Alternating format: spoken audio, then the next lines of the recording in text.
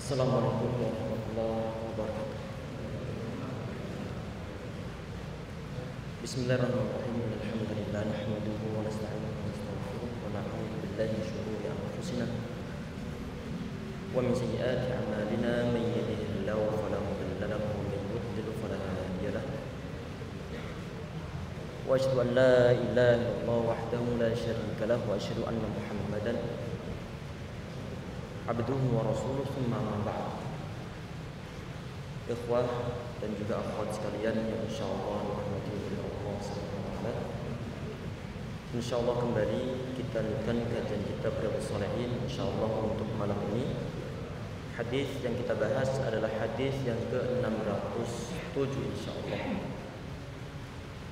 Bismillahirrahmanirrahim. Qala musannif rahimahullah wa nafa'ana bihi wa bi'ulumihi wa bi'ulumi sa'ir salihin fid dharain amin.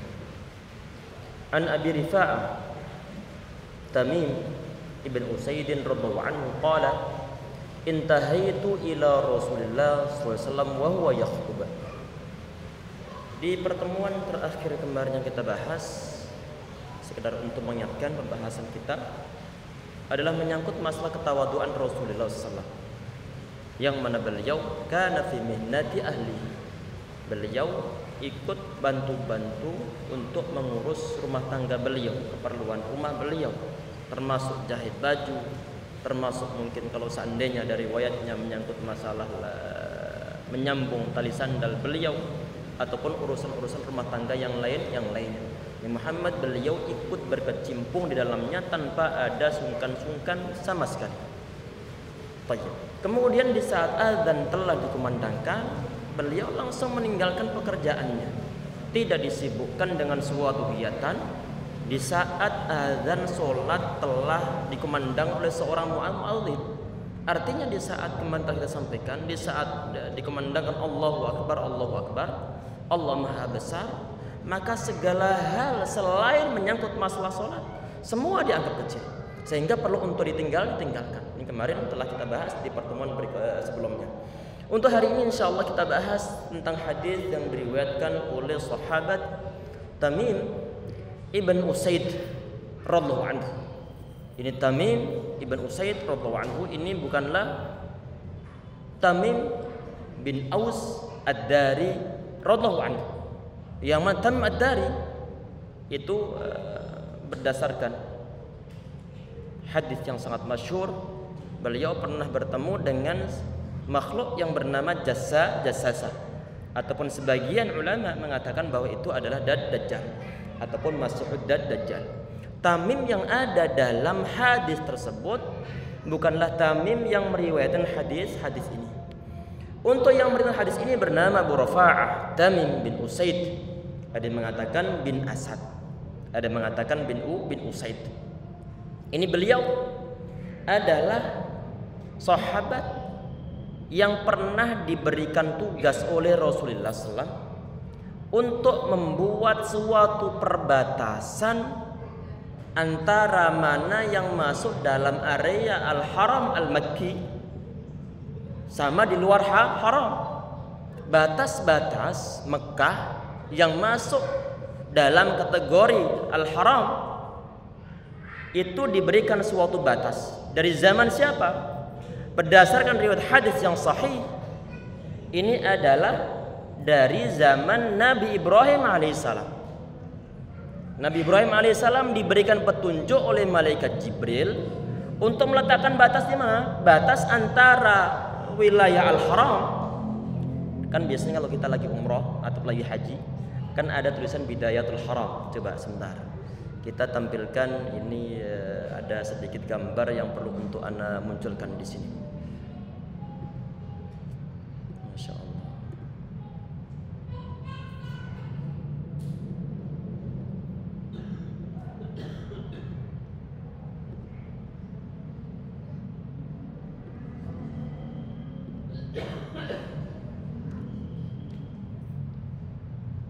Semoga ada. Tadi sudah siapkan kayaknya, sebentar. Alhamdulillah ini ada ini. Ini yang pernah haji ataupun umroh di saat mau masuk Mekah akan melihat perbatasan ini. Akan melihat perbatasan-perbatasan.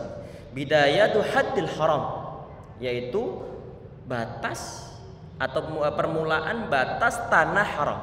Permulaan batas tanah haram.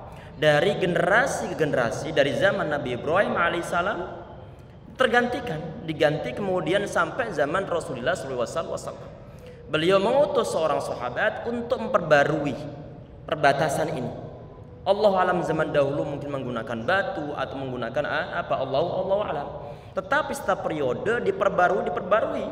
Memang diperhatikan oleh para ulama, diperhatikan oleh para umara dari generasi. Di zaman Umar bin Khattab radhiyallahu anhu, di saat habis terjadi suatu banjir di masa beliau sendiri yang meletakkannya. Kemudian di zaman Utsman bin Affan, beliau mengutus seorang sahabat yang bernama Abdurrahman bin Auf untuk memperbarui perbatasannya.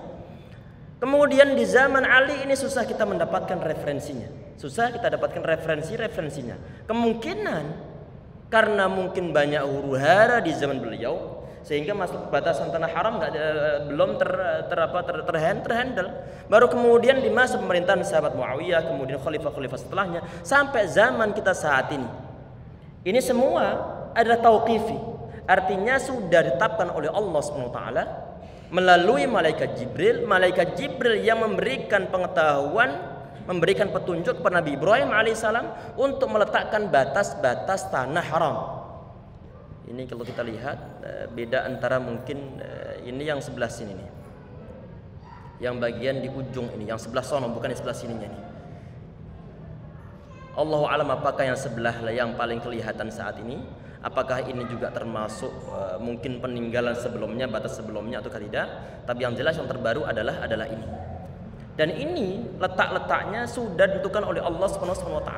Sehingga para ulama mengatakan bahwa ini peletakan batas-batas ini adalah tauqifi, bukan dari hasil ijtihad para ulama. Sehingga kalau bukan dari hasil ijtihad para ulama, maka mereka tidak akan berani untuk memajukan ataupun untuk memundurkan, memundurkan.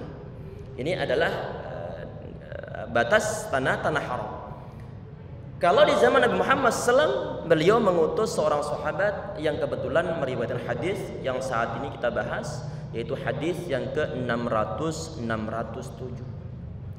Ada suatu hadis sahih ya ikhwah sekalian, tadi menyangkut masalah bahwa Nabi Ibrahim alaihissalam beliau mendapatkan petunjuk dari malaikat Jibril alaihissalam untuk menentukan memberikan suatu batas tanah haram. Ini kata al-Imam Ibnu Hajar rahimahullah, hadisnya adalah hadis hasan dari segi sanadnya. Artinya bisa dipertanggungjawabkan, bisa dijadikan sebagai suatu sandaran hukum. Berarti di saat Nabi Muhammad di sini diriwayatkan oleh beliau, ba'atsa Tamim bin Usaid bin Asad al-Khuzai yujadidu an-sabl haram wa kana Ibrahim alaihissalam wada'aha yuriha iyyahu Jibril alaihissalam. Ini hadisnya hadis sahih. Awal-awal Nabi Ibrahim alaihissalam diberitahu oleh malaikat Jibril tentang batas-batas tanah haram yang di zaman Nabi Muhammad SAW diperbarui oleh seorang sahabat yang saat ini kita bahas, yang meriwayatkan hadis yang ada di 607 ini, yaitu sahabat Tamim bin Asad al-Khuzai radhiyallahu anhu. Tentunya ini suatu pembahasan ataupun masalah ini kan dari generasi ke generasi terus terjaga. Kira-kira manfaatnya apa? Manfaatnya tentunya adalah diantaranya orang-orang kafir tidak diperbolehkan untuk masuk haram ini, untuk masuk perbatasan Mekah ini nggak diperbolehkan.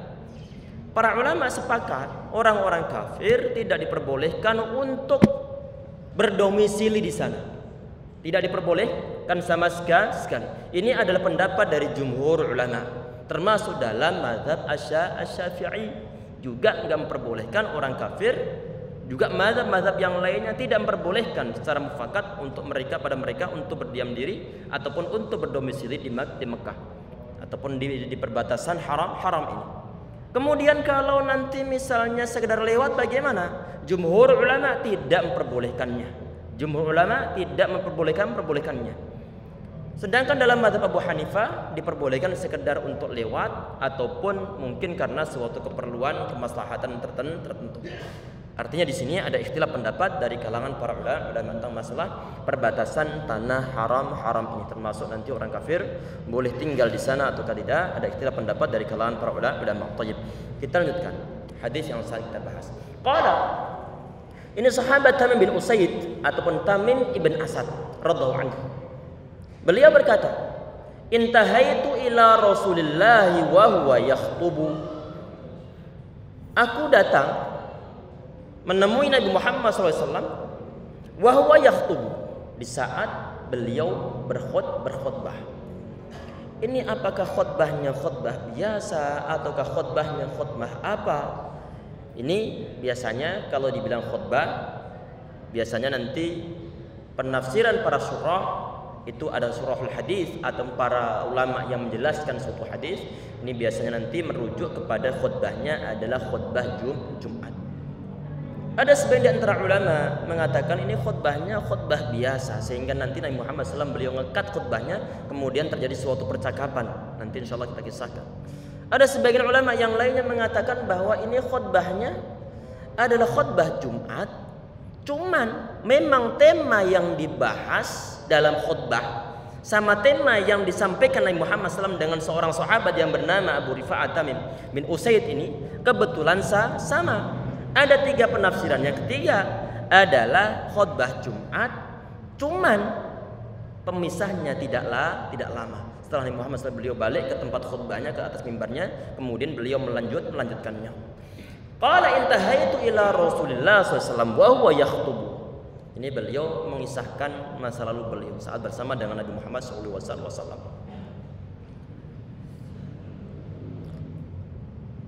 Faqultu, di saat Nabi Muhammad beliau berkhutbah, sahabat Tamim bin Usaid beliau datang. Nabi Muhammad berkhutbah ini berada di atas mimbar. Kemudian ini sahabat Tamim beliau mengatakan, faqultu ya Rasulullah. Ini kemungkinan kan di saat Nabi Muhammad beliau berkhutbah, kemudian banyak para sahabat, kemudian tahu-tahu datang sahabat Tamim ini. Satu, kemungkinan beliau belum masuk Islam, kemungkinan beliau belum masuk Islam. Allahu a'lam. Ya Rasulullah, wahai Rasulullah, rajulun gharibun ja'a yas'alu an dinihi. Ya Rasulullah, saya ini seorang laki-laki yang terasing atau mungkin seorang pengembara, datang kepada antum untuk nanya masalah agamanya itu agama apa? Agama sahabat Tamim ini agama apa? Beliau ingin minta suatu penjelasan kepada Nabi Muhammad SAW. Yaqulu faqbala alayya Rasulullah SAW wa taraka khutbatahu hatta intaha ilayya. Nabi Muhammad di saat beliau mendengar ada seorang laki-laki, tadi ada sahabat Tamim, beliau ngomong begitu, Nabi Muhammad langsung menghentikan khutbahnya, langsung turun dari mimbar mendekati sahabat Tamim. Yaqulu fa'utiya bi kursiyin faqa'ada li wa ja'ala yu'allimani ataupun yu'allimuni mimma 'allamahu Allah. Kemudian setelah Nabi Muhammad SAW beliau mendekati sahabat Tamim, turun dari mimbarnya mendekati sahabat Tamim, kemudian didatangkan satu kursi, dinaiki ataupun Nabi Muhammad langsung duduk di atasnya. Allah tidak disebutkan siapa yang mendatangkan kursi tersebut, mungkin di antara sahabat. Ada sebagian riwayat bahwa kursinya ini dilihat oleh sahabat Tamim, tiang ataupun kaki kursinya terbuat dari besi. Untuk riwayat ini tidak disebutkan, tapi kita dapatkan di riwayat yang lain.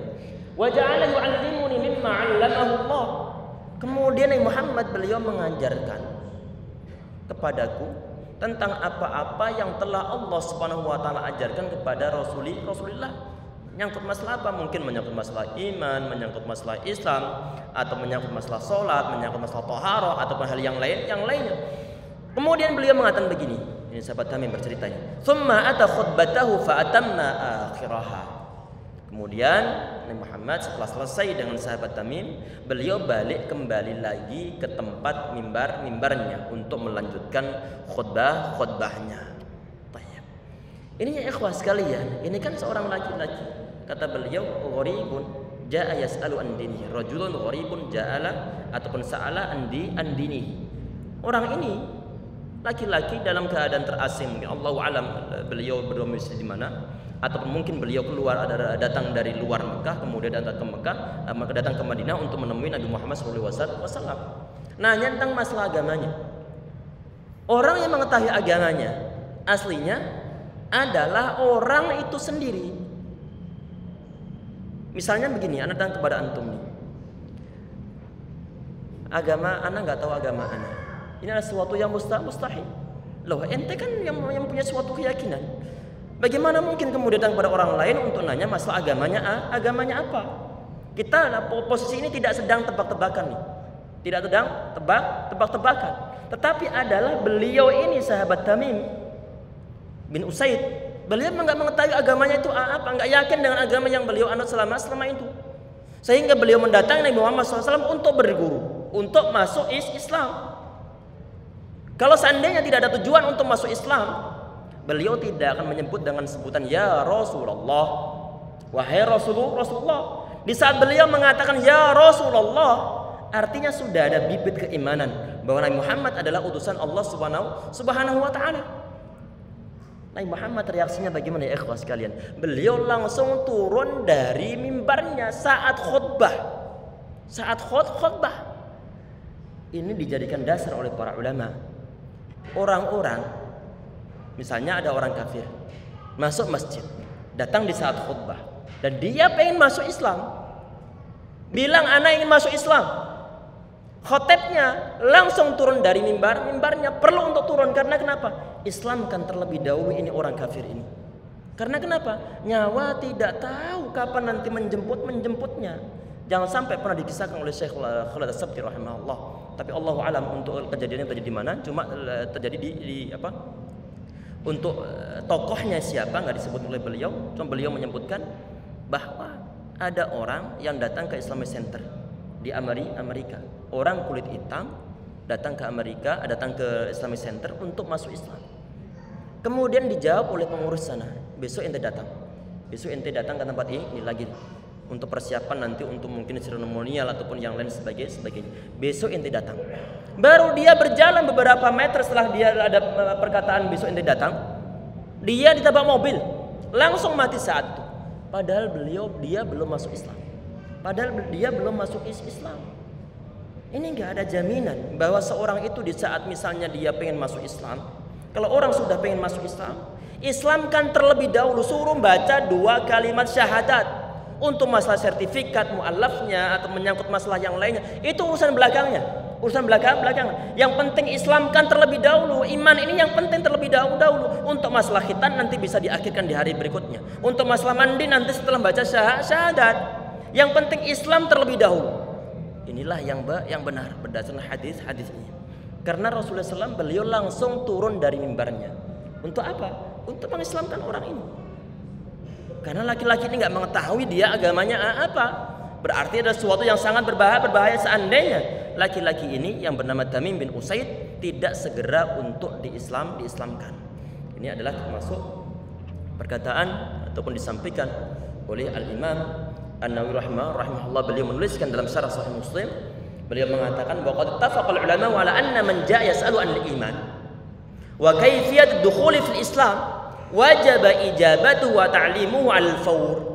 Kata beliau, para ulama telah sepakat tentang seorang laki-laki yang dia bertanya tentang masalah keimanan ataupun bertanya tentang masalah pengen masuk Islam. Maka bagaimana? Maka wajib hukumnya untuk segera dikabulkan ataupun segera direspon. Jangan tunda nanti. Yang penting baca 2 kalimat syahadat terlebih dahulu. Untuk prosesi seandainya perlu, mungkin di Indonesia diperlukan surat menyangkut masalah apa nanti kalau seandainya si fulan dia meninggal sebelumnya terkenal bahwa dia masyhur di kalangan keluarganya bahwa dia itu adalah orang non muslim, orang kafir misalnya, kemudian dia masuk Islam tanpa diketahui oleh keluarganya ataupun tanpa ada suatu sertifikat apapun juga. Nanti kalau seandainya meninggal ini keluarganya nggak tahu, dia akan dimakamkan, diproses secara hukum selain agama Islam, sehingga sertifikat ataupun apa istilahnya Allahu a'lam, sertifikat mu'allaf atau apa, pokoknya surat-surat yang menandakan bahwa dia telah masuk Islam. Di zaman saat ini sangat perlu. Untuk urusan tersebut bisa nyusul. Yang penting baca 2 kalimat syahadat terlebih dahulu. Jelas insyaallah ya. Misalnya nanti antum ada teman antum, dia pengen masuk Islam. Udah, ya udah, ente baca 2 kalimat syahadat. Antum tuntun. Kalau nanti mungkin dia kurang yakin, udah baru kemudian dia bawa menghadap ke DKM untuk dipanggilkan seorang ustadz, mungkin penceramah atau mungkin ustadz yang ada di masjid tersebut untuk nanti membaca syahadat terlebih dahulu lagi.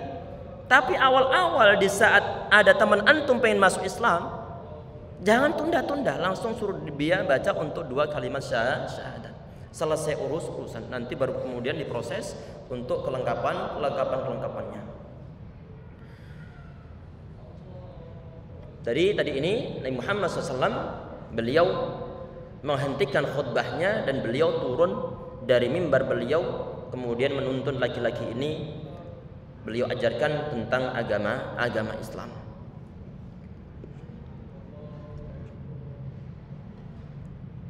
Kalau mungkin ini terjadi di zaman saat ini dan mungkin jamaahnya belum ngaji tentang masalah hal ini, kemungkinan mereka akan heboh. Ataupun mungkin DKM saat misalnya dia ini didatangi DKM masjid manapun juga misalnya didatangi oleh orang kafir dan dia pengen menjadi seorang mu'allaf masuk Islam, kemungkinan akan disuruh untuk menunggu di hari-hari tertentu. Afdalnya adalah didahulukan dia membaca 2 kalimat syahadat. Kalau nanti pengen seremonial yang lainnya baru kemudian nanti menyusul. Tadi ini adalah sikap Nabi Muhammad SAW di saat beliau didatangi oleh sahabat Tamim Ibn Usaid ataupun Ibn Asad untuk mengetahui agamanya. Beliau turun dari mimbarnya. Nabi Muhammad turun dari mimbar. Pada saat itu beliau sedang berkhutbah. Dan ini tentunya adalah mungkin perlu untuk difahami juga bahwa Nabi Muhammad SAW tidak hanya sekali 2 kali saja beliau turun dari mimbar, karena ada sesuatu. Termasuk mungkin pernah kita sebutkan sebelumnya bahwa di saat Nabi Muhammad beliau berkhutbah, beliau melihat cucu beliau Al-Hasan sama Al-Husain, diriwayatkan dalam hadis tersebut menggunakan pakaian yang berwarna merah, menggunakan mungkin jenis gamis, kemudian terjatuh keserimpet mungkin atau mungkin tersandung sesuatu sehingga jatuh. Nabi Muhammad beliau melihatnya di atas mimbar. Langsung beliau turun dari mimbar, kemudian mengambil kedua cucu beliau dan beliau ajak untuk naik ke atas mimbar. Berarti bukan suatu larangan kalau seandainya terjadi kebetulan mungkin khotibnya lagi menyampaikan khutbah, kebetulan dia mengajak anaknya dan anaknya mungkin lagi menangis di bagian ibu-ibu sana, maka bagaimana? Diperbolehkan bagi dia nanti untuk minta anaknya dibawa ke podium, nggak jadi masalah. Tapi ini kalau terjadi di zaman kita saat ini, bisa heboh para jamaah atau mungkin sebagian dari DKM. Udah, ini si ustadz dia main-main di saat khutbah, jadi merusak kesakralan dari sholat Jumat. Tahun berikutnya nanti nggak usah diundang lagi. Tahun berikutnya tidak usah diundang lagi. Ini terjadi biasanya adalah untuk masjid-masjid yang mungkin jarang diajarkan kajian di dalamnya, sehingga hal-hal semacam ini nggak diketahui. Termasuk Nabi Muhammad SAW. Jadi anak-anak itu kan diperbolehkan masuk masjid, bukan suatu larangan. Justru yang mengkhawatirkan adalah di saat ada suatu masjid yang di sana tidak ada celotehan anak-anak, ataupun tidak ada suara anak-anak yang mungkin ngaji, suara anak-anak yang mungkin kadang-kadang berlarian, ataupun anak-anak yang mungkin kadang menangis. Di masjid Nabi Muhammad SAW ada anak kecil yang menangis. Nabi Muhammad beliau sholat, kemudian awal-awal beliau arada yutila salatahu, beliau ingin untuk memanjangkan sholatnya, tapi kemudian ada seorang anak kecil menangis. Nabi Muhammad SAW beliau mempersingkat sholatnya. Karena kenapa? Karena anak kecil menangis tersebut khawatir nanti ibunya tidak khusyuk dalam sholatnya, sehingga beliau menyegerakan sholatnya yang mestinya beliau ingin memanjangkan dengan baca-bacaan yang panjang, tapi berhubung ada kejadian tersebut, kemudian beliau mempersingkatnya. Termasuk di saat kejadiannya adalah Muhammad beliau bersujud, tahu-tahu wahmanya bukan main. Lamanya bukan main. Seorang sahabat mengangkat kepalanya, melihat jangan-jangan Nabi Muhammad dalam keadaan bahaya, khawatir terhadap Nabi Muhammad SAW. Setelah sahabat ini melihat mengangkat kepalanya, sedang sahabat yang lainnya masih dalam kondisi sujud, dia mengangkat kepalanya, ternyata di atas pundak ataupun di atas punggung Rasulullah SAW ada cucu beliau yang lagi nangkring di sana. Nabi Muhammad tidak segera untuk bangun karena khawatir mengganggu keasikan si cucu beliau. Berarti anak-anak kecil tidak ada suatu larangan ke masjid, cuma nanti perlu untuk dikondisikan kerjasama antara orang tua sama DKM, ataupun mungkin kalau seandainya anak-anak ini dia sudah sekolah, maka perlu kerjasama dengan pihak sekolahnya, khususnya guru agama, biar di saat sholat Jumat tidak gaduh. Anak-anak kecil ini kalau mereka dikumpulkan dengan seusia mereka membuat suatu forum dalam forum, buat suatu kehebohan. Orang namanya bertemu dengan anak-anak yang lainnya, dengan teman-temannya ngobrol. Jangankan anak kecil, kita orang-orang dewasa aja kalau bersampingan dengan kenalan kita susah untuk ngerem mulut kita ini, susah untuk ngerem, apalagi anak-anak. Jadi perlu kadang-kadang ini di antara anak-anak yang mungkin barisan anak-anak, di antara mereka ini ada orang yang ditakuti oleh anak-anak atau orang-orang yang disungkan ini. Misalnya di suatu masjid dekat dengan sekolah. Anak-anak sekolah ini di saat mereka bersaf, di antara mereka perlu ada guru-gurunya. Jangan dilepaskan begitu saja. Anak-anak ini perlu pengarahan. Gak mungkin mereka diusir dari masjid, dan di satu sisi kekhusyuan orang-orang dewasa juga jangan diabaikan untuk diambil sama sekali. Kekhusyuan perlu diusahakan, dan anak-anak di masjid perlu untuk dibiarkan di sana tanpa mengganggu orang-orang dewasa. Kita kembali pembahasannya, ikhwah sekalian.